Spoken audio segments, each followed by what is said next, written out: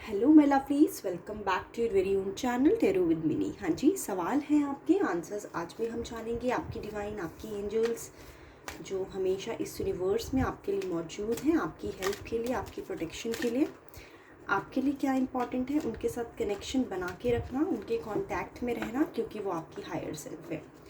जो टॉपिक लेकर आई हूँ वो ये लेकर आई हूँ कि अगर आपका पैसा सेव नहीं हो पा रहा है, आप बहुत कोशिश कर रहे हैं सेविंग्स करने का, अपना पैसा बचाने का, ताकि आप अपने फ्यूचर को बेटर कर पाएँ, ब्राइट कर पाएँ, आने वाले टाइम को सिक्योर कर पाएँ, बट किसी ना किसी वजह से आपकी जो सेविंग्स है, आपकी इनकम है, वो कुछ ऐसे अनवांटेड एक्सपेंसेस पे यूटिलाइज हो जा रही है। यानी अचानक से कोई खर्चा आ जा रहा है, अचानक से कोई चीज़ आपके घर में ख़राब हो जा रही है, जिस पे आपको अनवांटेड एक्सपेंसेस करने पड़ रहे हैं। सो ये क्यों हो रहा है और आपको क्या करना चाहिए कि आप अपनी मनी को सेव कर पाएँ और आपका पैसा जो है उसे जिस पर्पस के लिए आपने सोचा है यूटिलाइज़ करने के लिए उसी पे ही लगे। सो बहुत सारे लोग होते हैं पैसा सेव करते हैं अच्छा घर बनाने के लिए, बड़ा घर लेने के लिए, बट अनफॉर्चुनेटली जब वो पैसा सेव हो जाता है, किसी अनवांटेड सर्कमस्टांसेस की वजह से उनका जो पैसा है कहीं और लग जाता है। सो ये चीज़ें हैं और देखते हैं कि क्या रीज़न्स हैं और क्या करना चाहिए आपको कि आपकी मनी जो है वो सही जगह पे यूटिलाइज हो और सेव हो। दो कलर चॉइसेस हैं मेरे पास, पिंक है, ब्लू है। जो भी कलर आपको अपने लिए अट्रैक्ट कर रहा है अपने लिए पिक कर सकते हैं। टाइमलेस रीडिंग है, जेंडरलेस रीडिंग है। हो सकता है ये मैसेज आपके साथ अभी इस सिचुएशन पे रेजोनेट कर जाए, हो सकता है ना करे। अगर तो ये करता है तो प्लीज़ आप इसे एक्सेप्ट कीजिएगा, अदरवाइज़ आप दूसरी रीडिंग भी देख सकते हैं। ये मैसेज तभी आपके लिए पहुंचेगा जब सही समय आ चुका होगा। चलिए शुरू करते हैं, पहले उनके लिए जिन्होंने अपने लिए पिंक पिक किया है। कार्ड्स शफल करती हूँ आपकी डिवाइन को अपने माइंड में रख के। पहले ये चेक करते हैं कि ये पैसा क्यों नहीं बच रहा है, कारण देख लेते हैं।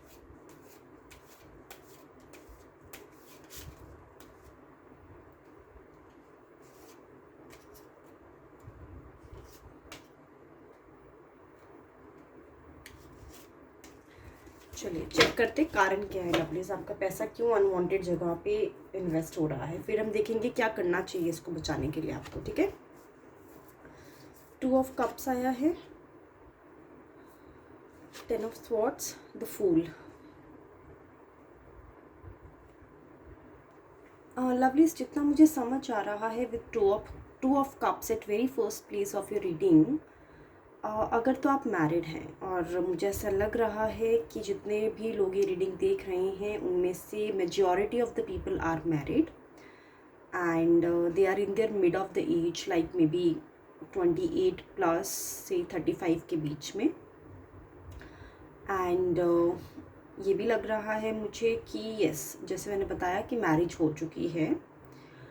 ये लव मैरिज होगी जितना मुझे समझ आ रहा है, क्योंकि आप देखिए 2 ऑफ कप्स में यहाँ पे 2 लोग हैं एक दूसरे के साथ बहुत ही अंडरस्टैंडिंग नेचर के लिए, काफ़ी इंस्पिरेशनल दिख रहे हैं, एक दूसरे को काफ़ी सपोर्ट करते हुए नज़र आ रहे हैं और एक दूसरे को समझते हैं, एक दूसरे के लिए बेनिफिट करने का इनका जो है वो थॉट प्रोसेस मुझे नज़र आ रहा है।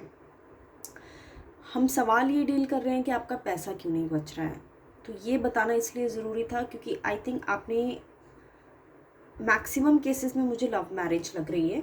अगर लव मैरिज भी नहीं है तो कहीं ना कहीं आप लोग एक दूसरे को पहले से पसंद करने लगे, अगर आपके पेरेंट्स ने भी रिश्ता ढूंढा और आप एक दूसरे के ज़्यादा क्लोज आ गए और अपने पेरेंट्स को आपने एक तरह से इग्नोर कर दिया, फैमिली को इग्नोर कर दिया, जितना मुझे दिख रहा है। यानी आपने लीड किया अपना रिश्ता, अपने पेरेंट्स को लीड नहीं करने दिया है, जो सिचुएशन नज़र आ रही है। अगर तो आप इस कैटेगरी में फॉल करते हैं तो आपका सबसे बड़ा सिचुएशन जो मुझे दिख रहा है पैसा ना सेव हो पाने का, कि आपने जो मैरिज की, आपने जो एक्सपेंसेस अपने मैरिज पे बेयर किए और आप दोनों का झुकाव एक दूसरे की तरफ बहुत ज़्यादा ब्लाइंडली, एक दूसरे को काफ़ी सपोर्टिव होने की वजह से आपके फैमिली मेम्बर्स थोड़े से नाराज़ हो गए हैं और आपको वहाँ से फाइनेंशियल सपोर्ट नहीं मिल रही है। ठीक है, क्योंकि मैरिज जब आपने कर ली तो उस टाइम तो ऑब्वियसली प्यार था, जुनून था, एंड देन रिश्ते में आपको बनना था और आपने ये वाइस सोचा कि आपकी शादी कैसे भी हो आपको करनी ही है। कहीं कहीं मुझे इंटरकास्ट मैरिज भी लग रही है, but majority of the cases में, एक्सेप्शनल केसेस में इंटरकास्ट मैरिज लग रही है। सो यहाँ पे आपने जब मैरिज की है उसके बाद आपकी फैमिली की सपोर्ट ना हो करने की वजह से फाइनेंशियली आप लोगों को कुछ डेट्स उठाने पड़े, कुछ रिस्क लेने पड़े, कुछ अपनी सेविंग्स में से इन्वेस्टमेंट्स जो आपने करी थी वो आपको अपनी मैरिज पे पैसा खर्चा करना पड़ा, और उस वजह से कहीं ना कहीं आपकी जो फाइनेंशियल पोजीशन है वो वीक हो गई है। ठीक है, सो मेनली आपका जो कारण नज़र आ रहा है मुझे, आप कि रिश्ता एक रीज़न है, आपकी मैरिज का एक रीज़न है जो आपको फाइनेंशियली वीक कर गया है। अब आपने अपनी मैरिज को स्टेबल बनाने के लिए, मैरिज करने के लिए जो भी उधार, जो भी अपनी सेविंग्स अपनी मैरिज के रिलेशनशिप के लिए लगाई हैं, वो सारे के सारे पैसे अब आपके लग चुके हैं और आपके पास अभी सेविंग्स नहीं है। क्योंकि ऑब्वियसली 2-3 चीज़ें होती हैं जो बहुत इम्पॉर्टेंट होती है हर इंसान की ज़िंदगी में, पढ़ाई करना, शादी करना, अच्छी जॉब होना और अच्छा घर होना। तो शादी भी एक बहुत ही बड़ा इम्पॉर्टेंट लाइफ मैटर होता है जो ज़िंदगी में आप एक बार करते हैं, और उसके लिए आप अपने जितनी भी सेविंग्स होती हैं, जितना भी पैसा आपने यहाँ वहाँ इन्वेस्ट किया होता है, वो सारा लगाना पसंद करते हैं क्योंकि मैरिजेस पे खर्चा होता है। सो आपका मेन रीज़न है आपका पैसा जो अभी आपके पास नहीं है, आपका रिश्ता, जो आपने सब चीज़ें सेक्रीफाइस कर दी, अपना पैसा सेक्रीफाइस कर दिया, अपनी इंडिविजुअल फैमिलीज़ को आपने इतनी इम्पोर्टेंस नहीं दी, और सिर्फ अपने रिश्ते को सस्टेन रखने के लिए आपने अपनी सारी जमा पूंजी वहाँ लगा दी है। इस वजह से आपके पेरेंट्स, आपकी फैमिली मेम्बर्स आपसे नाखुश हैं, वो आपको सपोर्ट नहीं करते हैं। हालांकि आप मुझे बैकग्राउंड से इतने ज़्यादा फाइनेंशियली वीक नज़र नहीं आ रहे हैं। मुझे लग रहा है कि आपके फैमिली मेम्बर्स के पास जो भी सेविंग्स हैं, जो इन्वेस्टमेंट्स हैं, प्रॉपर्टी हैं, वो अपना शेयर नहीं देना चाहते अब आपको। आपकी मैरिज के स्टेप लेने की वजह से आपकी फैमिली मेम्बर ने अपोज़ किया है, जिसकी वजह से आपको बहुत हर्ट फील हुआ है, आपको बहुत ज़्यादा हैरानी होती है अपने ही रिश्तेदारों पे, अपने ही फैमिली मेम्बर्स पे, पेरेंट्स पे, कि ये लोग आपके साथ ऐसा बिहेव क्यों कर रहे हैं, और इस वजह से आप काफ़ी डिस्टर्ब हैं। और लेकिन फिर भी आप उनसे सपोर्ट लेने नहीं जा सकते फाइनेंशियली, बिकॉज आपने अपने रिश्ते को उनके ऊपर चुना है। आपने बहुत रिस्क लिए, जैसे मैंने बताया, कुछ उधार लिया, कुछ बैंक लोन लिया, कुछ आपने अपने फ्रेंड्स से पैसों की हेल्प मांगी। तो वो जो रिस्क आप लेते गए वही रीज़न है कि आपका अभी जो सेविंग सिचुएशन है वो इतना स्ट्रॉन्ग नहीं है। आपने काफ़ी पैसा अपने रिश्ते को बचाने के लिए, अपने आप को स्टैंड करने के लिए, यानी आपको अपना घर छोड़ना पड़ा होगा। अगर आप लव मैरिज में गए हैं तो आप अपने पेरेंट्स के साथ नहीं रह सकते, क्योंकि कहीं ना कहीं वो इसके अगेंस्ट थे। आपको अलग से रहना पड़ रहा है, अलग से आपको अपने खर्चे देखने पड़ रहे हैं, सब कुछ, यानी आपको फैमिली की तरफ से कोई सपोर्ट मुझे नज़र नहीं आ रही है। सो मेन रीज़न आपका यही है लवलीज कि पैसा क्यों नहीं बच रहा है, क्योंकि आपने अपने रिश्ते को अहमियत दी है, अपने रिलेशनशिप को, अपने स्पाउस को अहमियत दी है। हालांकि आपके बैकग्राउंड में मैं देख रही हूँ कि पैसे की कोई प्रॉब्लम नहीं है। अगर आप चाहते हैं अपने फैमिली मेम्बर्स के, पर आप वो नहीं चाहते थे और आपका डिसएग्रीमेंट हुआ है कहीं ना कहीं आपस में। So that is the reason कि आप इस ट्रैप में हैं जहाँ पे आपको बहुत खर्चा दिख रहा है, आपकी सेविंग्स। क्योंकि आपने जब ये फ़ैसला लिया तो आपने सिर्फ अपने दिल से सोचा है, अपने दिमाग से नहीं सोचा है। और हालांकि हमारे जो फैमिली मेम्बर्स होते हैं उनको हमसे ज़्यादा एक्सपीरियंस होता है दुनिया का, ठीक है।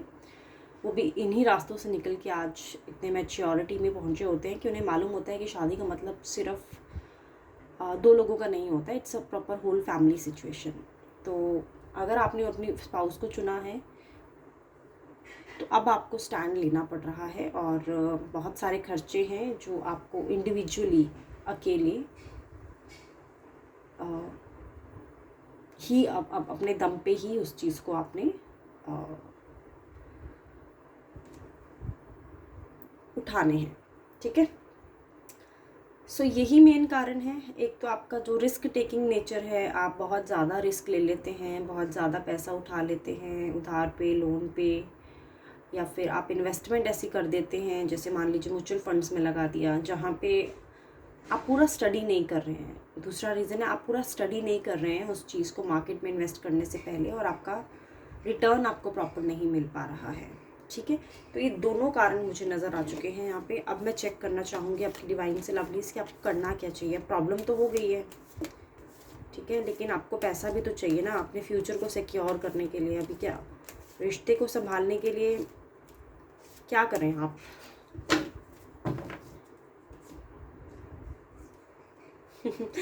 सबको मिल बांट के आपको चलने की सलाह आई है लवलीज। आप देखिए, मैं आपको समझाती हूँ। ये 2 लोग हैं, यहाँ पे भी 2 लोग हैं, लेकिन यहाँ बच्चे भी हैं, यानी फैमिली मेम्बर्स भी हैं। तो ये पूरी फैमिली है, ये सिर्फ 2 लोगों का रिश्ता है। आपने जो रिश्ता चुना है वो सिर्फ 2 लोगों का चुना है, लेकिन आपकी डिवाइन आपको यही सलाह दे रही है कि आपको एज अ फैमिली सोचना पड़ेगा, तभी आपका जो मैटर है वो सॉल्व हो पाएगा, ठीक है। कोई बहुत बड़ी एडवाइस नहीं दी है आपको आपकी डिवाइन ने, आपकी एंजल्स ने। सिर्फ आपको एक थोड़ा सा अपने ईगो को साइड पे रखिए। आपके इंडिविजुअल फैमिलीज़, यानी अगर आपके पेरेंट्स हैं, आपके इन लॉज हैं, उनको कंसिडर करने की सलाह आई है। अब आपके साथ हुआ क्या है, क्या वो मानेंगे अगर आप उनको साथ में लेके चलते हैं? Let's see that. चेक कर लेते हैं कि उनकी भी तो एक्सपेक्टेशंस होगी ना आपसे। आपकी तो एक्सपेक्टेशन वो पूरी नहीं कर पा रहे हैं। आप चाहते हैं कि वो आपकी स्पाउस को एक्सेप्ट करें, लेकिन उनकी क्या एक्सपेक्टेशंस है वो ज़रा समझ लेते हैं। लेट्स सी उनकी क्या एक्सपेक्टेशंस हैं आपसे। टीम वर्क, बहुत क्लियर रीडिंग है लवलीज। 3 ऑफ पेंटिकल्स आया है। खर्चे बांटने पड़ेंगे आपको। देखिए, आप सेल्फिश होके मत सोचिएगा। आपको सपोर्ट मिलेगी, आपकी फैमिली से पूरी सपोर्ट मिलेगी, लेकिन आपको उनके साथ एज अ टीम काम करना पड़ेगा। अगर लेट्स सपोज घर में एग्जांपल दूंगी, 50,000 का एक्सपेंडिचर है, तो 50,000 में से आपको 60% की रिस्पॉन्सिबिलिटी खुद लेनी पड़ेगी। 40% आप उनको रिस्पॉन्सिबिलिटी दे सकते हैं, वो रेडी हो जाएंगे, लेकिन आपको अपने आप को पीछे रखना है और आपकी फैमिलीज़ को पहले रखना है। मतलब पूरे परिवार को लेके मिलके आप चलें तो आपका ये मैटर सॉल्व हो जाएगा। डिवाइन तो आपको यही एडवाइस कर रही है, ठीक है। सो 3 ऑफ पेंटिकल्स, अगर घर पे खर्चा हो रहा है तो आपको आगे आके आपके पेरेंट्स से ये बात करनी चाहिए कि हम लोग यानी आप हस्बैंड एंड वाइफ, कि आप लोग 60% पूरा खर्चे की रिस्पॉन्सिबिलिटी लेना चाहते हैं, और जो 40% होगा वो हम एक्सपेक्ट करेंगे, वो आपसे एक्सपेक्ट करेंगे कि आप मेजॉरिटी ऑफ द खर्चा जो है वो आप घर पे एज अ फैमिली आप सोच के इसको लगाएं। तो आई होप आपको क्लियर हो गया। और लवलीज कि आपको क्या करना है। आपकी जो भी अनवांटेड एक्सपेंसेस हो रहे हैं वो इसलिए हो रहे हैं कि कहीं ना कहीं आपके एंसेस्टर्स और आपकी फैमिली की जो एक्सपेक्टेशंस हैं वो आपसे यही है कि आप अपनी दौड़ अकेले मत चलें, सबको मिलके चलें, सबके साथ चलें तो जीत सबकी होगी। लेकिन अगर आप अकेले चलेंगे तो रास्ता मुश्किल है, कठिन है। पहुंच तो जाएंगे अपनी डेस्टिनेशन पर समय ज़्यादा लग जाएगा। अगर शॉर्ट टाइम पे आपको अच्छे रिजल्ट्स चाहिए तो आपके लिए यही एडवाइस है लवलीज, ठीक है। चलिए, थैंक यू सो मच। अब हम शुरू करते हैं उनके लिए जिन्होंने अपने लिए ब्लू पिक किया है। चलिए लवलीज, शुरू करते हैं ब्लू वालों के लिए। जैसे मैंने पिंक वालों को एडवाइस दी है कि इतना आसान नहीं है इम्प्लीमेंट करना, क्योंकि मुझे मालूम है बहुत सारी चीज़ें होती हैं, डिसएग्रीमेंट्स होते हैं, तभी तो आपने अलग होने का फ़ैसला लिया होगा। क्योंकि अगर इतना ज़्यादा सही सिंपली तरीके से चल सकता होता तो फिर बात ही क्या थी।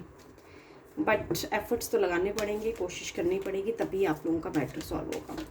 चलिए ना मैं फोकस करती हूँ ब्लू चॉइस व्यूअर्स के लिए कि उनका क्या कारण है, उनके खर्चे बढ़े जा रहे हैं, सेविंग्स अच्छे से सेविंग्स जो हैं वो सही तरीके से यूटिलाइज नहीं हो पा रही है। पहले कारण चेक कर लेते हैं। Page of pentacles, 7 of wands, 9 of wands. 80% situation में ये मेल व्यूअर्स के साथ रेजोनेट करेगी, क्योंकि आप दिख रहे हैं यहाँ पे सारे मेल फिगर्स हैं। 20% फीमेल फिगर के साथ रेजोनेट करेगी। आपने बहुत यंग एज में काम करना शुरू कर दिया, अराउंड 18 के आसपास। जैसे ही आपने अपना हाई स्कूल पास आउट किया, आपने स्टडीज़ साथ साथ करी एंड देन आपने वर्क करना शुरू कर दिया। और हो सकता है अभी कुछ लोग ऑलरेडी वर्किंग हो और अपनी ग्रेजुएशन भी कंप्लीट ना की हो और साथ साथ कर रहे हों, या फिर पोस्ट ग्रेजुएशन। 40% सिचुएशन में, बाकी हो सकता है ये पास्ट एनर्जी है, तो मैं उस हिसाब से आपको बता रही हूँ। बहुत मेहनत करी है आपने यंग एज से ही। आपने बहुत कंपटीशन टॉलरेट किया है, आपने अपने वर्क प्लेस में बहुत एनिमीज़ के साथ स्ट्रगल किया है। अपने आप को स्टैंड बनाए रखने के लिए बहुत ज़्यादा कड़ी मेहनत मुझे यहाँ पे नज़र आ रही है आपकी। जब आपने अपना करियर शुरू किया या बिज़नेस शुरू किया, आप बहुत ही यंग एज के रहे होंगे, यूथ में रहे होंगे, जैसे मैंने आपको बताया। आपको उस टाइम लाइफ की एक्सपीरियंस नहीं है, आप अपने एक्सपीरियंस गेन कर रहे हैं, आपको इतनी समझ नहीं है कि कैसे आपको क्या एक्ट करना है किस सिचुएशन में, बट जोश पूरा है और एक्सपीरियंस का कमी है, जिस वजह से आपने कहीं ना कहीं कुछ बैड डीड्स कर ली। इग्नोरेंस में, अवेयरनेस नहीं थी आपको, आपसे कुछ गलतियां हुई, आपने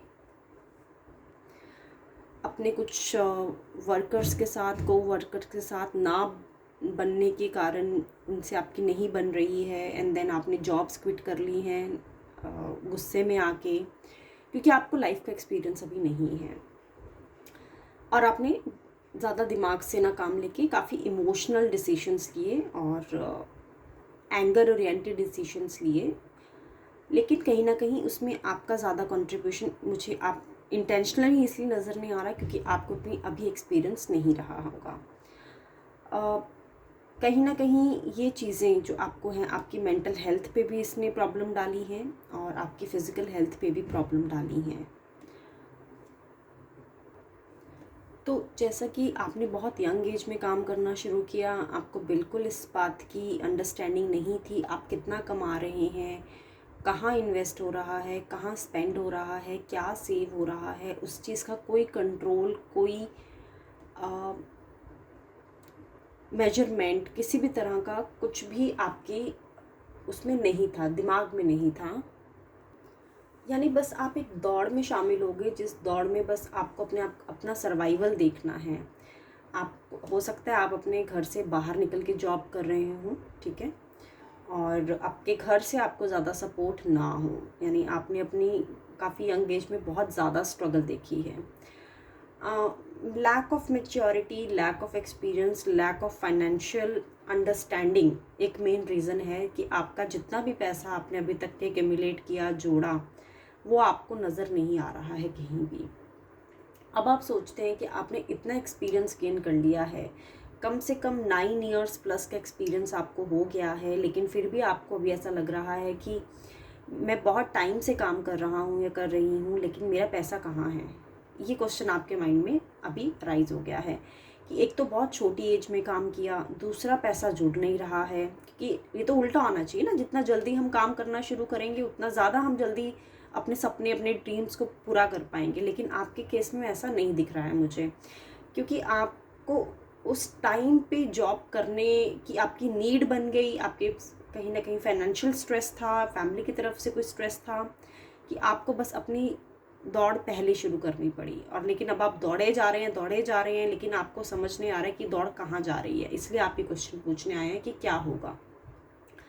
कहीं ना कहीं पैसा आपका लगा है आपकी इलनेस पे, आपकी मेंटल हेल्थ पे, आपकी स्ट्रेस पे, और आप कुछ बैड हैबिट्स में आप इन्फ्लुएंस्ड हुए हैं। आपकी कंपनी में जो वर्कर्स हैं, आपके साथ जो काम करते हैं, जो उनको देखा देखी आपने कहीं ना कहीं स्मोक मुझे नज़र आ रही है, मे बी अल्कोहल, जिसमें आपका सारा पैसा जो है, सारा तो नहीं लेकिन कुछ पोर्शन ऑफ मनी जो आप कमाते हैं वो आपका वहाँ पे बर्बाद हो रहा है। ठीक है, with no offense to anybody who wants to maybe have these things in their life, but कहीं ना कहीं आप ही पूछने आए हैं सवाल, तो आपके लिए ये चीज़ जो है मुझे कॉल आउट करना ज़रूरी था। अब ये ठीक कैसे होगा? आपने पैसा तो कमा लिया, लेकिन पैसा तो है ही नहीं, कहीं दिख ही नहीं रहा है, ना अकाउंट में, ना कहीं किसी प्रॉपर्टी में, ना ही किसी बैंक में। ठीक कैसे होगा? Let's see.